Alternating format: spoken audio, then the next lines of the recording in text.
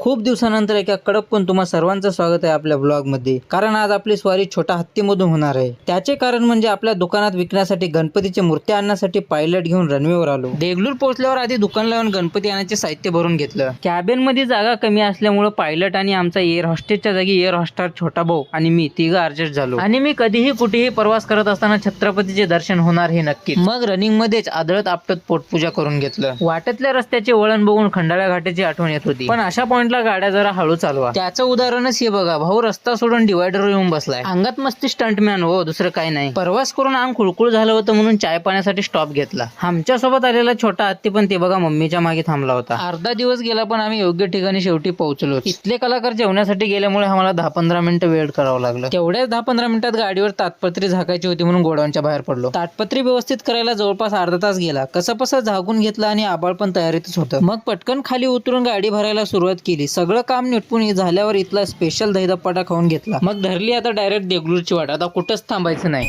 थांबायचं नाही, घाबरायचं नाही